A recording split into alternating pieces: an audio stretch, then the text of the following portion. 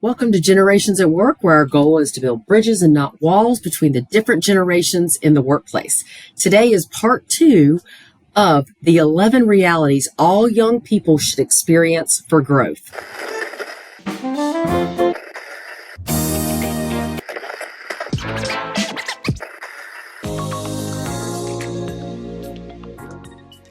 I'm your host, Susan Davis, and with us is your generational expert, Dr. Tim Elmore. Welcome, Tim.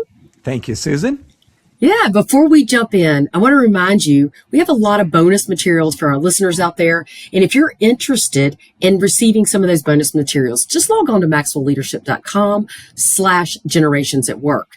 We also want to invite you, if you're interested to learn more about how to lead multi-generational teams, maybe you need a workshop in your organization, or maybe you need some coaching, you can visit us at maxwellleadership.com/generations at work. We'd love to hear from you and support you and your organization. Now, Tim, we talked about last time how we see help wanted signs everywhere.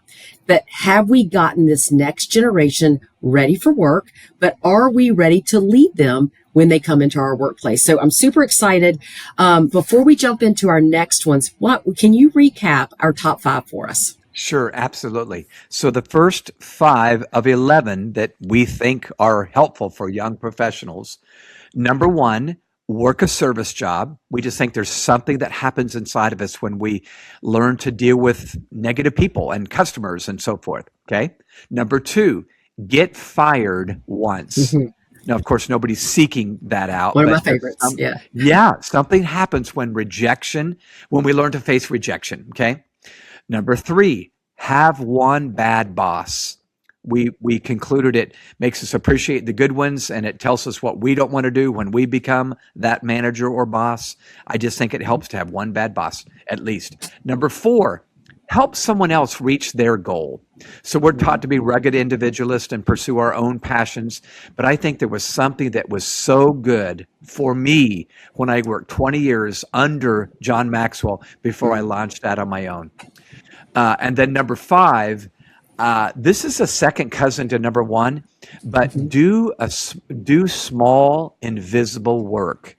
This gives us a motive check on why we're doing it in the first place. Is it for recognition? Is it for applause and so forth and so on? Or is it really, I'm paying attention to details because with my own integrity, I have standards for myself.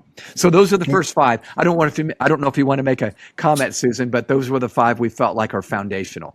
Yeah, I thought those first 5 were fantastic. Some of my favorites were definitely getting fired and working for a bad boss. I feel like those are areas that we learned so much from. I'm excited to jump into the next 6. So let's jump right in. The number 6 is leave a toxic work environment. Yeah. So in the same way we benefit from being fired from a job that's not a good fit, I think we benefit when we muster the courage to leave an unhealthy workplace or relationship, for that matter, with your boss or whoever. Setting the boundaries. That's really what it is. Very often we begin our careers as people pleasers. I know I did. I just wanted to please everybody liked me, et cetera, et cetera. We don't realize the difference between being disciplined to do a task we don't like and remaining in a job where people guilt us into staying. There's a difference. There's a fine line, but so you're going to do work you don't like for sure, but there's a difference between that and the environment is now toxic. The boss is manipulative. You're asked to do a whole lot more work without any other, compensation coming your way. I think courage is a signal of strength and maturity. And one rite of passage is being brave enough to leave a job or a person who's just not healthy, or they're unfit, or they're toxic, like I said. I even recall firing a few customers back in the day. So it's the same thing. It can work both ways. I have fired customers over the years because they were a bad fit for our team, our sales team. Life is too short to get stuck, and we don't have to be victims. So just to illustrate, I remember one particular client. He just was so rude to one of my VPs, and he was bad-mouthing him and even started yelling at him. And I remember when my team member told me what had happened, I called this client and I wanted to get his side just in case my team member was just whining. But I got the same story, and I said, you know what? I think we're done doing business together. What are you talking about? You can't I said, yeah, we're done. And that was not normal for me because I tend to like and love everybody, but this was what I needed to do. So whether it's a client, a customer, or a colleague that you just realize this has become toxic, I think bravery and courage say, I'm walking away. And all kinds of good things happen. Yeah. Yeah. I love that you say that because we teach that in sales training all the time. Not every customer is a right fit for you. Yeah. So really the takeaway here is know your worth, right? Yeah. And it builds your self-esteem to be able to walk away in a positive professional way. Yeah. Right. Yeah. From a toxic environment. Yeah. Wonderful. Yeah. So I would add to the takeaway there. It deepens your self-respect, right? You mentioned self-esteem. Same thing. I have a greater sense of how I'm going to let people treat me. You choose how people are going to treat you. And I have found when we hear somebody speaking ill of a teammate of ours, who are we going to go to bat for? The teammate or that unknown person out there that we're trying to please, but maybe we shouldn't after all. So we need to build our sense of agency. This is one way we can do it along the way. Yeah. I love that. Great life skills that you're going to need later because you're going to need it later. All right. Number 7. Love this one. Volunteer your time and energy.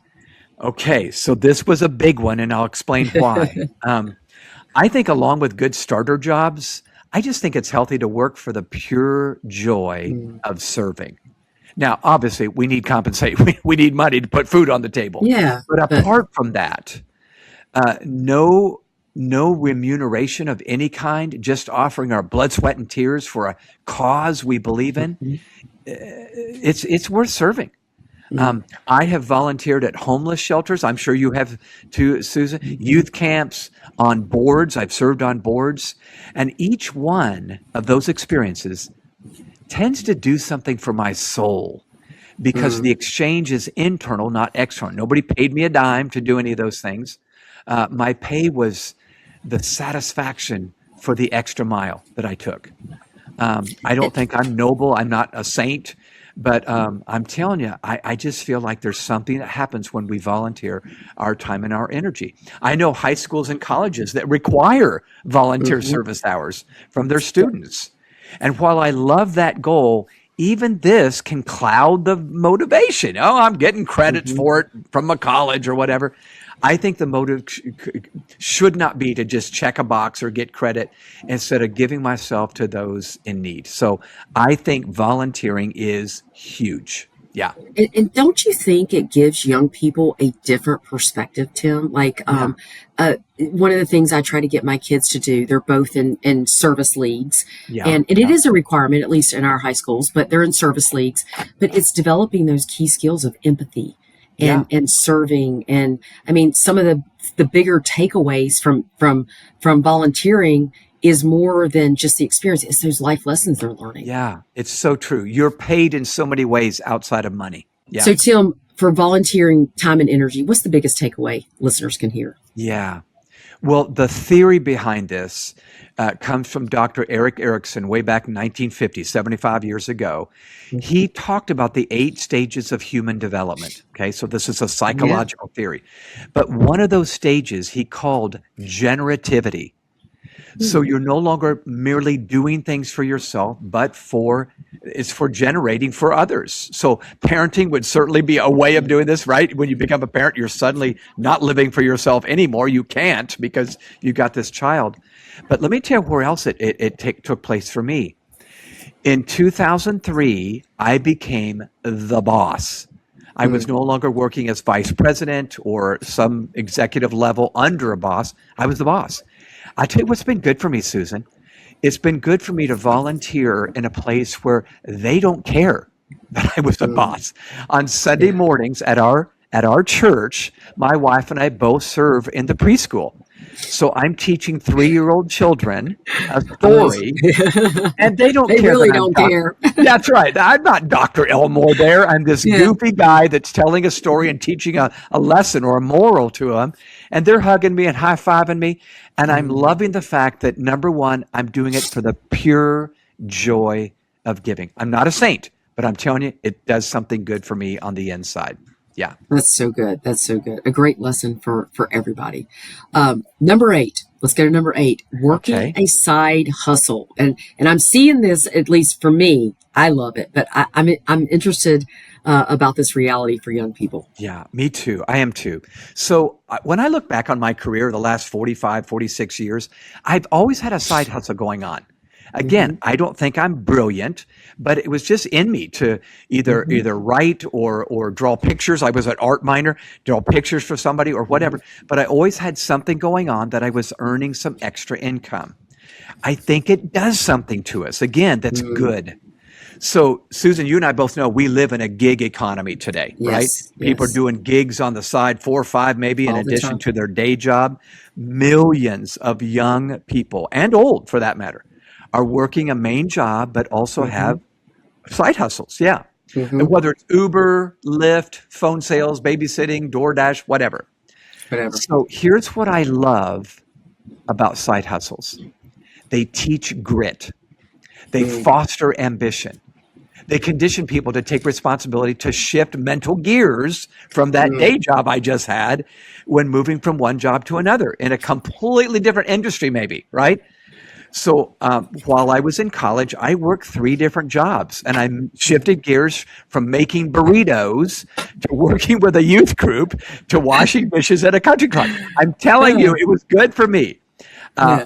Both my kids have, a few jobs to make ends meet, and I love it. Now, you don't want to overdo it. You don't want to become a starving baker, right? Who's Hmm. baking bread for everybody else, but you're not eating yourself. But Yeah. I love the ambition this enlist. Um, it's one gift. It's one gift of the free enterprise system we enjoy in America, where young people can get ahead with a little bit of work ethic, a little bit of ambition, and the sky's the limit. So I'll stop there.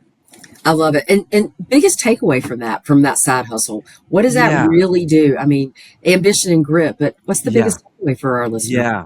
Well, there's a common sales term, Susan, that you know because you do sales, but you eat what you kill. You know that term? Mm. So Oh you're yeah. out there Oh beating yeah. knocking on doors, making phone calls, Hmm. and you Fruit of get your to effort. glean from what you just earned. So Yeah. I think there's something about the harder I work, the more I make. I'm not into greed, and I'm not into this horrible Mm-hmm. capitalism that fosters just greed. But I Hmm. think the free enterprise system is good for us, and where it becomes totally up to you to succeed and to earn. My Hmm. first big side hustle was a vision that I had when I was in college. So I was working with a youth group, and I was, like I said, making burritos at Hmm. Taco Bueno. But I wanted to build a multimedia presentation to take into the local high schools where I could share with public high school students, and just influence Interesting. them. I wanted to influence Yeah. kids in that city. Well, I didn't have any money. I was in college. You know how that goes. I didn't have Oh any yeah. extra money. So I started thinking and thinking and thinking, and it hit me that I was an art major at the time. It later became a minor, but I had drawn a lot of pictures for my art classes. Hmm. So I put my portfolio together. I started going out to all the local newspapers in that county. There's little city newspapers. Knocked on the door, went in and talked to the chief editor, and I said, "I'm a college student here in town. I'm an art major. Here's my work. I will do a local editorial cartoon that has to do with local issues." Interesting. They didn't have anybody doing local. They were all national issues. Hmm. So I said, for $10 a cartoon, I'll do a cartoon for you. Well, how I monetized this was I was always staying within the local counties. So I was doing issues on county problems so I could photocopy and send the same cartoon out for, a dozen Other counties. newspapers and making money. Well, it paid for this multimedia presentation I wanted to take in the schools. I So was good. making money as a junior in college. But here's what it did for me: more than paying for that multimedia. I started thinking, I like this. I like Mm, making money, and I you like, like what it does for, the fruit of my labor, not just, money in my wallet. So I yeah. just want to help you if you're a parent or employer. You need to encourage these side hustles just for what it does for the inside of these young professionals. And what I heard you say also, it made you think outside the box of Yes. traditional go apply Yeah. for a job at McDonald's, right? It Yeah. made you think, where are my skills? What can I do? And what can I bring to the table? So I Yeah. think that's another great skill that a reality that people are going to need I as they agree. move into the workforce. I love Yeah. that. All right. Number 9, Yeah. learn to negotiate your value. It's a Yeah. good one. Oh my gosh, Susan, I want you to speak to this too, because Okay. you know this, you're a mom and a leader. But Yes. for me, this came later. I should have learned this early on to learn to negotiate my value to a workplace. Mhm. Now, you all know today, if you have any Gen Zers, some of them have a bloated or A maybe little bit. expanded A or little bit. exaggerated. They have no job experience, so they want six-digit salaries. Hmm. But I think good team members prove their value with their track record, not with their words. Yep. Okay. Actions. Then, however, they collect the courage to discuss that track record with their supervisor. I Hmm. recall beginning on a job at a low compensation rate, but asking to meet to explore my salary package after a year. Hmm. And it was hard. I was not good at negotiating, Nervous, but nervous. oh my gosh, was I nervous. I think I was sweating bullets. But after I broached the subject, it became easier and easier to kind of be my own attorney in a sense and Yeah. saying, but I did do this last month. And did you know that I did that? I just wanted you to know. I tried to stay very humble, but Hmm. I built my confidence. It not only enabled me to recognize my own worth myself, but to hear how a supervisor perceived it as well. One of them, they said, well, I wasn't that valuable. Oh, okay. Well, let Hmm. me not do that anymore then, that sort of thing.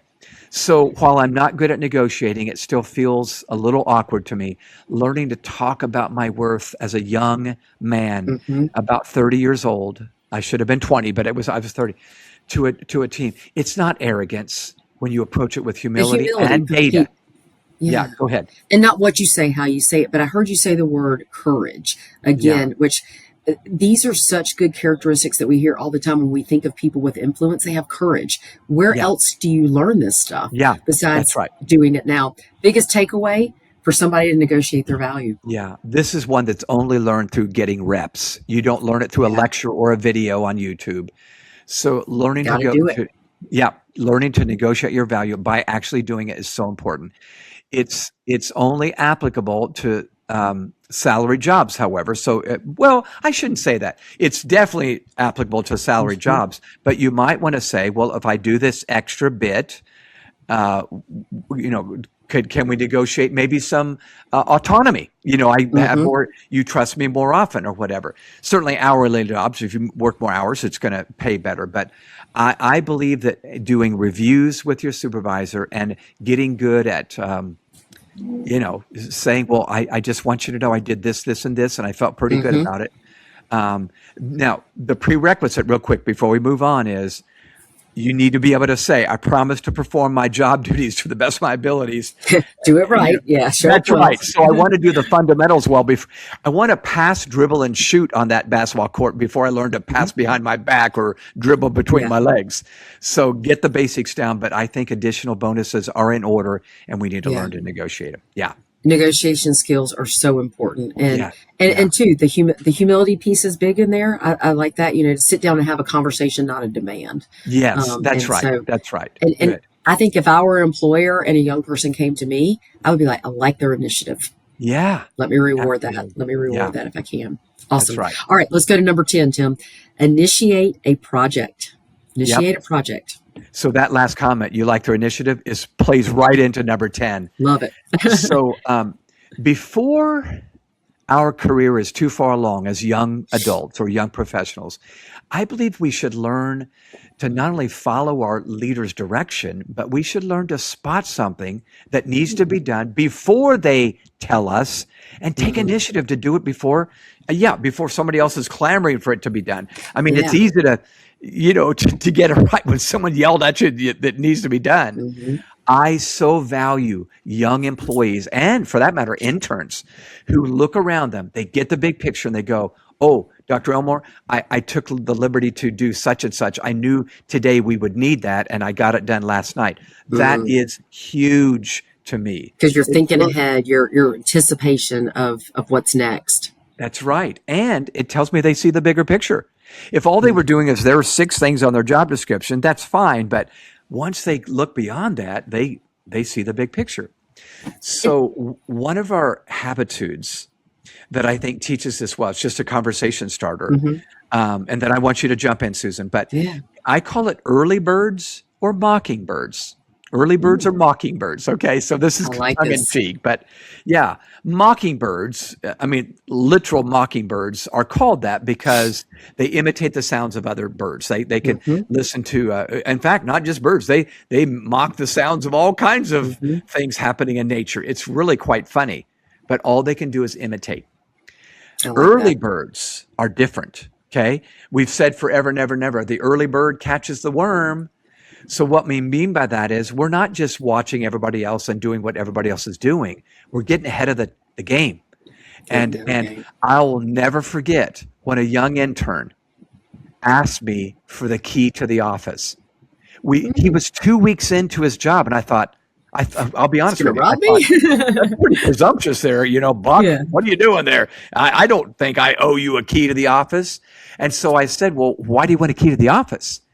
I'm so glad I asked. He said, well, Dr. Elmore, I got to be honest with you. I love my work right now. I love it. And he said, I find myself wanting to get here before everybody else does to get started. And then sometimes I want to stay later to keep working on it when everybody else is gone. I just thought it might help me to have the key. I gave him that key. You got one made right away. That same day. But you see young professionals listening. You see what this does. I'm not saying get overworked and I'm not saying burn out or anything like that. I'm just saying I love to hire early birds who are initiating on their own on projects that they see need to be done, and they do it before I ask them to. Yeah. Well, I think that's the key, is that they're seeing it ahead of time. And I try to coach leaders on this all the time. Do it before you're asked to do it. Yeah. So are you anticipating? And as John would say, how do we get out of the people pile, right? Yes.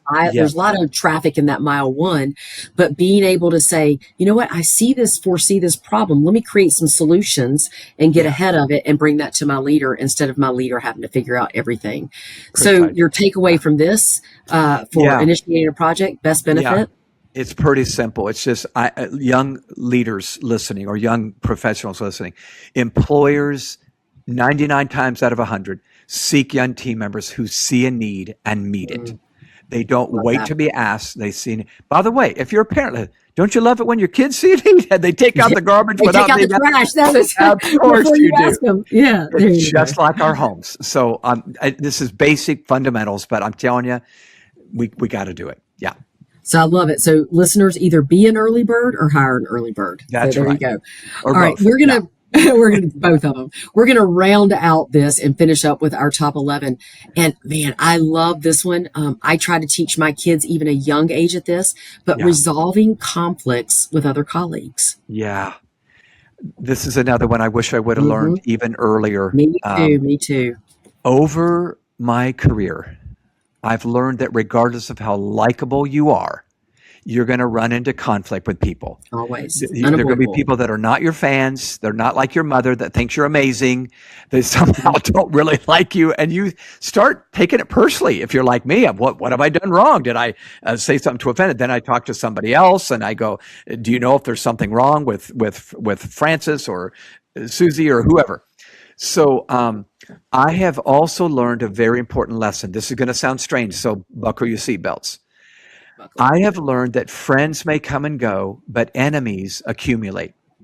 Friends may come and go, but enemies tend to accumulate. I don't know why. We just have a hard time letting go of that memory, and we hold it against people, and it's just so sad. But because I think I'm right about this, I think the easiest route is just to avoid those people. The harder response is to seek them out and try to make it right. Offer forgiveness or ask for forgiveness, make amends, or maybe even seek a compromise. But this is almost like enemy RSVP. If you find you got an enemy, try to ask for a meeting and say, listen, I don't know, maybe I'm seeing something that's not there, but have I done something that maybe wasn't right? Or is there anything that I've done, or is there something wrong here? Give them permission to speak up, because they might be a coward too. In fact, I think we live in a day that's socially lazy. We will ghost people. We will avoid others. We certainly do it on social media and text messaging.